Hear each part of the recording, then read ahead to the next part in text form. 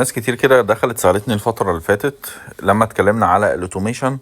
هل الاوتوميشن ده مربح؟ هل بيعمل فلوس؟ هل هو حاجة مريحة؟ تعال نشوف كده مع بعض نتيجة الاوتوميشن لفترة تقريبا كانت ما تجيبش العشر ايام تقريبا يعني. تعال نشوف كده، ده الهيستوري كده. هنعمل الاخر لاست مانث، اخر شهر. بص ركز معايا كده في التواريخ كويس جدا، وهسيب لك الفيديو كمان. اولا الايداع تم ب $200 يوم 17/12/2024. تمام. طيب تعالى نشوف بقى النتيجة كده النهائية. ركز معايا تحت كده. الديبوزيت كان $200، الويزدرو لان انا اتسحب يعني الفلوس $770.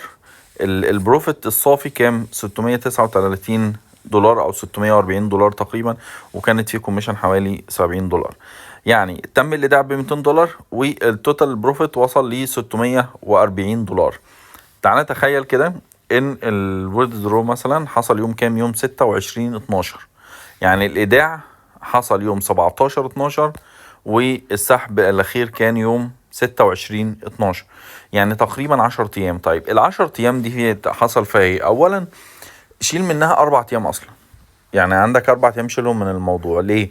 لان السوق اصلا في يومين فيهم كان قافل الاجازه وكده، واجازه السوق، ويومين تاني السوق كان برضو اجازات البنوك، فما كانش فيه اصلا، كان سوق الذهب كمان والسوق الاسواق كانت قافله. فتخيل ان رقم زي ده اتعمل من الاوتوميشن. طيب هو ايه اللي حصل؟ ولا اي حاجه.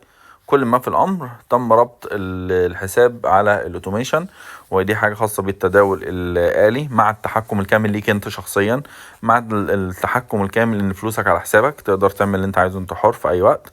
تمام. ربطت الحساب، سبت الحساب يشتغل مع نفسه، خلاص هو بيشتغل بيكسب. بالخبراء عندك حوالي 12 خبير موجودين، بتقدر تشتغل وراهم عادي جدا. مفيش نسبة بتتاخد منك، مفيش كل الكلام ده. طب انا بعمل ايه؟ خلاص انا اتفرغ للتعليم.